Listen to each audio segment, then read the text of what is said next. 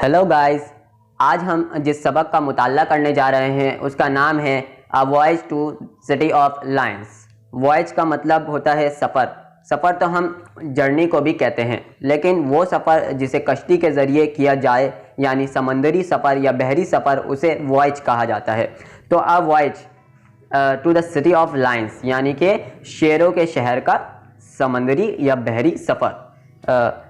Singapore is a city of lions यानी कि Singapore को हम शेरों का शहर कहते हैं। दरअसल ये सबक एक ट्रैवलग है, यानी कि उर्दू में हम इसे सफ़रनामा कहते हैं। ट्रैवलग को रिटन फॉर्म यानी लिखा जाता था, लेकिन अब सोशल मीडिया का दौर है तो हर कोई वीलॉग यानी वीडियो लॉगिंग करने नज़र आते हैं, क्योंकि आजकल हर कोई यूट्यूब वगैरह में चीज़ों को ज़्यादातर देख रहे होते हैं। बहुत सारे उर्दू में ऐसे राइटर हैं, इब्न इंशा वगैरह, वो ट्रैवलॉग सफ़रनामा लिखा करते थे। अब लोग पढ़ते कम और देखते ज़्यादा हैं और देखने के शौकीन हैं, और जदीद ज़माना भी आ गया है जिसकी वजह से वसाइल ज़्यादा हैं, इसलिए लोग वीडियो लॉगिंग ही करते हैं। तो इस ट्रैवलॉग को शेख अल्ताफ़ शेख ने लिखा है, जो कि पाकिस्तान से ताल्लुक़ रखते हैं और ये सिंध से बिलोंग करते हैं।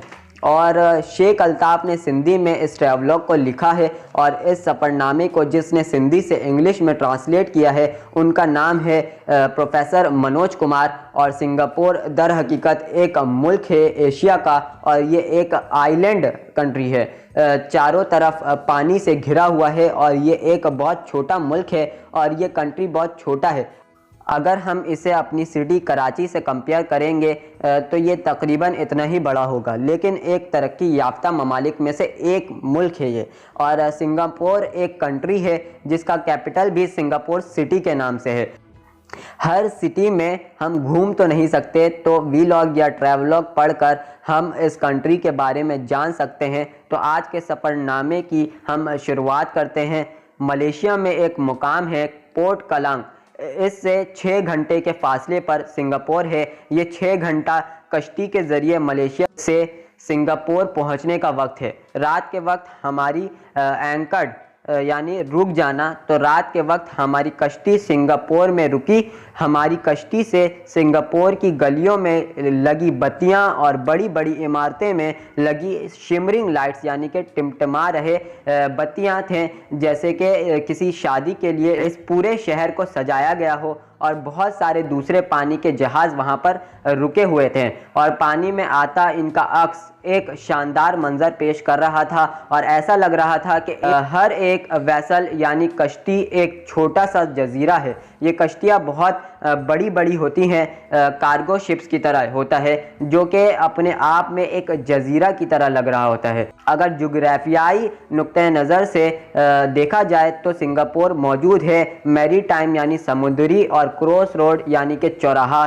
सिंगापुर मौजूद है एक समंदरी चौराहा में, जहां हर कश्ती जो सेल यानी कि सफ़र करती हुई आती है पैसिफिक ओशन से इंडियन ओशन की तरफ या साउथ चाइना की तरफ, और यहाँ आकर रुकती है, यानी कि ये चौराहा है, तो कश्ती यहाँ से होती हुई गुजरती है। सिंगापुर एक फ्री पोर्ट है, यानी कि इस मुल्क के समंदरी इलाके के किनारे अगर कोई कश्ती ठहरती है तो वो इसके चार्जेस नहीं लेते हैं, ये फ्री ऑफ कॉस्ट होती है। और ये एक बुनियादी मरकज़ की तरह है, यानी कि कश्ती बहुत दूर का सफ़र करके आ रही होती है, तो इस मुल्क में ठहर कर वो अपने कश्ती में ईंधन भर लेते हैं। ये सिंगापुर लगता है एक मिट्टी के चिराग की तरह, जिसके इर्द गिर्द मौत यानी पतंगे हैं। तो बिल्कुल इसी तरह के चिराग को पतंगे घेरते हैं सर्दियों में, इसी तरह सिंगापुर के चौराहे को कश्तियों ने घेरा हुआ होता है। सिंगापुर का बंदरगाह पोर्ट बहुत बड़ा था, छोटे कश्तियाँ पानी में इधर उधर मूव कर रही थी टैक्सी की तरह, ताकि लोगों को शिप से पोर्ट तक लाया जा सके। जैसे ही कोई टैक्सी करीब आती है कश्ती के, तो हेल्ड यानी कि उसे पुकारा जाता है, और फेयर यानी कि किराया, हैगल यानी कि तय किया जाता है, फिर किराया तय किया जाता है। सिंगापुर एक छोटा सा जजीरा नुमा मुल्क है। सबसे बड़ा दरिया सिंगापुर का सिर्फ 9 मील बड़ा है, जो कि समंदर में आकर गिर जाता है। और ये दरिया भरा है बहुत बड़े कश्ती से, और बार्जिस यानी कि एक लकड़ी नुमा कश्ती होती है जिसमें चीज़ें लोड करवाकर दूसरी कश्ती से इसे खींचा जाता है। कार्गो को ट्रक में लोड किया जाता है जो कि दरिया तक पहुंचते हैं और इसे कश्ती तक बार्जिस के ज़रिए इन लोडेड सामान को भेजा जाता है। इन बार्जिस में इंजन्स नहीं लगे होते हैं, जैसे कि मैंने आपको बताया कि ये सामान लोड करके इन बार्जिस को दूसरी कश्तियों के ज़रिए खींचा जाता है। जब 4 से 5 बार्जिस को लोड कर दिया जाता है तो एक मोटर बोट जिसमें इंजन हो वो उसे खींचकर शिप बोट तक ले जाती है। दूर से लगता है कि ये ऊँटों के काफ़िले हैं। सिंगापुर का ये जजीरा मलेशिया से ज़्यादा दूर नहीं है। इसका रिश्ता वैसा ही है जैसा मनोड़ा के जजीरे का रिश्ता कराची के साथ है, जैसे हमारे पास किमाड़ी है, जैसे मलेशिया का एक शहर है जौहर, और इस जौहर से 0.25 माइल मतलब 1/4 क्वार्टर ऑफ माइल दूर है सिंगापुर। इनके दरमियान एक ब्रिज है जो कि जौहर और सिंगापुर को आपस में कनेक्ट करती है, जोड़ती है, और सिर्फ आप ब्रिज को पार करें और एक कंट्री से दूसरी कंट्री में चले जाएं। इस ब्रिज में एक रोड यानी रास्ता काउजवेज बना हुआ है और साथ में एक रेलवे ट्रैक भी है बना हुआ है जो कि मलेशिया के इस ब्रिज से सिंगापुर तक आती है। सिंगापुर एक ऐसा मुल्क है जहां बहुत सारे मज़हब और कौम के लोग यहां रहते हैं। इनकी आबादी में मौजूद हैं मुस्लिम हैं, बुद्ध मत के लोग रहते हैं, हिंदू, ईसाई और सिख मज़हब के लोग वहां रहते हैं। यहां सिंगापुर में बहुत से ज़ुबानें बोली जाती हैं, लेकिन यहाँ की 4 कौमी ज़ुबानें हैं। सबसे पहले इंग्लिश, दूसरा मलाय, ये लैंग्वेज जो है मलेशिया के लोग बोलते हैं, इसलिए इसे मलाय कहा जाता है। चाइनीज़ बोली जाती है जो चाइना के लोग बोलते हैं, और तमिल ज़ुबान भी कौमी ज़ुबान है यहाँ की, जो साउथ इंडियन और श्रीलंका वगैरह जैसे मुल्क के लोगों का कौमी ज़ुबान था, तो ये सिंगापुर की भी कौमी ज़ुबान है। इसी तरह अगर इस मुल्क में किसी किस्म का साइन बोर्ड लगा है या टीवी या रेडियो में कोई प्रोग्राम आता है, वो भी इन 4 ज़ुबानों में ही आ रहा होता है। मस्जिद सुल्तान नाम की एक मस्जिद है जो कि सिंगापुर की बड़ी और ख़ूबसूरत मस्जिद है, और इस शहर में कसीर तादाद में मुसलमानों की आबादी पाई जाती है। सिंगापुर को पूरी दुनिया में समझा जाता है प्रोस्पेरस यानी खुशहाल, वेल्दियर यानी कि दुनिया के मालदार तरीन मुल्कों में एक समझा जाता है। लोग अक्सर गलत समझ बैठते हैं कि ये मुल्क रकबे के लिहाज से काफ़ी बड़ा मुल्क होगा जिसमें वाफिर मिकदार में ज़राई अशिया या फिर मादनियात होंगे, लेकिन सिंगापुर एक छोटा सा जजीरा है जो कि दुनिया के मुल्क के मैप में अगर आप इसको देखें तो ये सिर्फ एक डॉट की तरह है। इस पूरे मुल्क का जो रकबा है वो 225 स्क्वायर माइल्स के बराबर है। 80% आबादी जो यहाँ रहती है सिर्फ 28 माइल की ज़मीन पर, जो कि बंदरगाह के इर्द गिर्द है। जापान की तरह ये भी इंपोर्ट यानी दरामद करती है सारे खाम माल यानी रॉ मटेरियल्स, और अक्सर खाने पीने की चीज़ें इंपोर्ट करती है।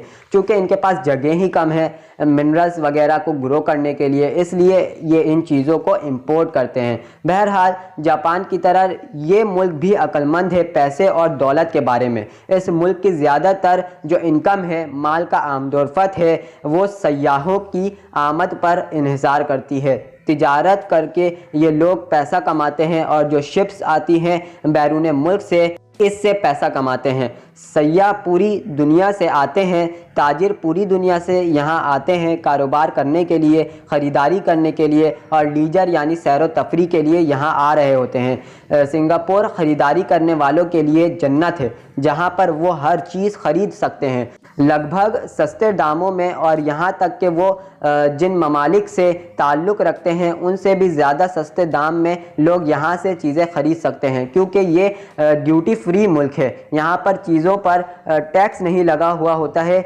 जिसे हम फ्री पोर्ट भी कहते हैं। सयाह ठहरते हैं बड़े बड़े होटल में, लेकिन खाना वो छोटे रेस्टोरेंट में खाते हैं ताकि वो मज़ा ले सकें। कुजीन यानी डिश खाना ताकि वो मशरिक और मगरिब दोनों के खानों का मज़ा ले सकें। ज़्यादातर सिंगापुर के लोग जो काम काज करते हैं वो मुख्तलिफ़ तरीक़ों से वो टूरिस्ट पर ही इन्हिसार कर रहे होते हैं। आरामदा और स्पेशियस यानी कि कुशादा पब्लिक बसेस चलती हैं सड़कों में ताकि सड़कों में ट्रैफिक को आसान किया जाए। यहाँ तक कि अमीर लोग और आला मर्तबे के लोग भी बजाय अपने गाड़ियों के इन्हीं बसेस में ट्रैवल कर रहे होते हैं। ज़्यादातर बसेस इनमें एयर कंडीशनड होती है, लेकिन इसका किराया बहुत कम होता है ताकि वो गरीब भी अफोर्ड कर सके उस बस को। पोर्ट के करीब एक चेंज एले है। चेंज एले यानी जहां पर अपनी करेंसी को इस मुल्क की करेंसी से बदलवा सकते हो। मलेशिया की करेंसी जैसे रिंगिट है, वैसे ही सिंगापुर की करेंसी डॉलर है। वो सिंगापुर डॉलर का इस्तेमाल करते हैं। दुनिया की हर करेंसी चेंज एले में तब्दील हो रही होगी और पतली सी गली की तरह मार्केट होती है जहां वो पैसे को तब्दील कर रहे होते हैं, मनी को एक्सचेंज कर रहे होते हैं। मनी को एक्सचेंज करने के बाद हमने फैसला किया कि हम शहर का सफ़र करेंगे। सिंगापुर की सबसे बड़ी मार्केट का नाम है रैफल पल्स, जो कि पोर्ट से बहुत करीब थी। वहाँ पर जितनी भी दुकानें थीं वो मल्टी स्टोरी यानी कि एक मंजिले से ज़्यादा पर मुबनी थी। वहाँ अलग अलग तरह की चीज़ें हर जगह पर बेची जा रही थी। इन बड़ी बड़ी दुकानों में जाना स्मॉल पॉकेट यानी कम पैसे लेकर वो आपको इंफेरियरिटी कॉम्प्लेक्स यानी कि एहसास कमतरी में डाल देगा, लेकिन वहाँ पर कोई रुकावट नहीं थी। विंडो शॉपिंग यानी कि आप बाहर से चीज़ों को बिना बार यानी रुकावट के देख सकते थे। बार्गेनिंग करना यानी भाव ताव करके चीज़ों को ख़रीदना ये सिंगापुर में आम है, जैसे हम एशियन कंट्रीज़ में आम होता है कि हम तोल मोल करके ही चीज़ों को ख़रीदते हैं। एक मार्केट यहाँ पर अरब स्ट्रीट के नाम से है, जिसको पूरे सिंगापुर में इसके माकूल कीमत की वजह से जाना जाता है। अगर आपके पास पैसे कम हैं तो आप इस मार्केट से आसानी से चीज़ें खरीद सकते हैं। अगर जब बारिश इंसेंटली यानी लगातार होती रहती है और सिंगापुर बहुत साफ़ है, आप देख सकते हैं क्लीन लाइनेस, सफाई, ग्रीनरी, हरियाली और फूलों की कतारें हर घर के सामने देख सकते हैं। सिंगापुर को मिस्टर क्लीन के नाम से दुनिया भर में जाना जाता है और ये सफाई का जज्बा हर शख्स में मौजूद है। बच्चों से लेकर बड़ों तक ये जज्बा सब में मौजूद है। जापानियों में एक कहावत है, वो कहते हैं अपना घर और अपने घर के सामने की सड़क आप साफ रखें और देखें, ऐसा करते करते पूरा शहर साफ हो जाएगा। और इस बात पर पूरे अज़म के साथ यहाँ पर अमल किया जाता है, सिंगापुर पे अमल किया जाता है। और इसी तरह वहाँ की गवर्नमेंट भी सफाई के मामले में बहुत सख्त है। ट्रैंगरेशन यानी कि कानून तोड़ने पर बड़े बड़े जुर्माने लग जाते हैं। स्पीटिंग यानी थूकना, $50 थूकने पर और बड़े बड़े पेनल्टी यानी जुर्माने लग जाते हैं और यहाँ तक कि जेल भी हो जाती है। लिटरिंग यानी कचरा रास्ते में सड़क में फैलाने की वजह से जेल भी कर देते हैं। सड़क के हर किनारे पर वहाँ आपको कूड़ादान मिलेगा। वहाँ पर मिनिमल यानी बहुत कम शोर शराबा और हवा की आलूदगी भी बहुत कम है। कानून वहाँ की सख्त है और पुलिस बहुत ईमानदार है। सिंगापुर के शहर का दिलकश नज़ारा करने के बाद हमने सोचा कि हम कंट्री साइड यानी कि गांव देहाती जगह का सफ़र करते हैं, वहां पर विज़िट करते हैं। हम एक बस पर सवार हुए जो हमें चंगी विलेज लेकर गई, जो जजीरे के किनारे पर ये गांव मौजूद था। हमने शहर के हस्टल और बस्टल यानी चहल पहल को छोड़ा और फिर हम इस गांव देहात की हुस्न फ़िज़ा से गुज़रते गए, जहां हर जगह हरियाली थी, जहां पर कोस्ट लाइन यानी साहिली पट्टी सड़क के साथ साथ चल रही थी। वहां पर अनानास के फल के ऑर्चर्ड्स यानी बाड़ मौजूद थे, बागात मौजूद थे और रबर के दरख्त के भी जंगलात वहाँ पर मौजूद थे।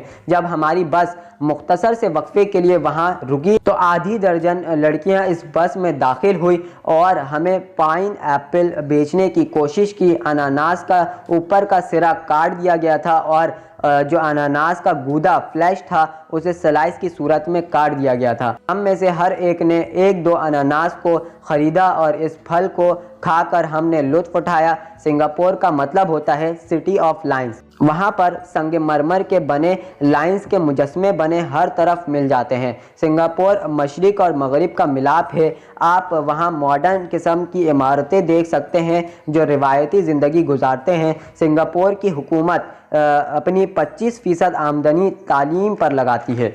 सिटीज़न यानी जो शहरी हैं, इन्हें इनकरेज यानी इनका हौसला बुलंद किया जाता है कि वो तालीम हासिल करें, और इनफ प्रोविज़न यानी वहाँ के स्कूल में काफ़ी जगह होती हैं कि वो अकोमोडेट भर्ती कर दें मुल्क के हर बच्चे को। इनको मेयारी तालीम फराहम करने के साथ साथ तालिब इल्मों को इनकरेज किया जाता है कि वो हिस्सा लें डिबेट्स यानी मुबाहिसा में, स्पीचेस यानी तकरीर में, और स्पोर्ट यानी कि खेल कूद करने में भी इनका हौसला बढ़ाया जाता है। हमने ऐसा ही स्पीच कंपटीशन इस मुकाबले में हमने शिरकत की और हम काफ़ी इम्प्रेस्ड यानी मुतासिर हुए। तालिब इल्म के टैलेंट, उनकी काबिलियत देखकर और कॉन्फिडेंस, उनके एतमाद को देखकर तो सोचने वाली बात है। हर मुल्क तालीम पर मेहनत करता है। सिंगापुर 25% तालीम पर खर्च कर रहा है, जबकि पाकिस्तान सिर्फ 2% तालीम पर खर्च करते हैं। तो और इसका रिज़ल्ट आप देख ही सकते हैं कि पाकिस्तान में लोग तालीम हासिल करने के लिए उतना इंटरेस्टेड नहीं रहते हैं, और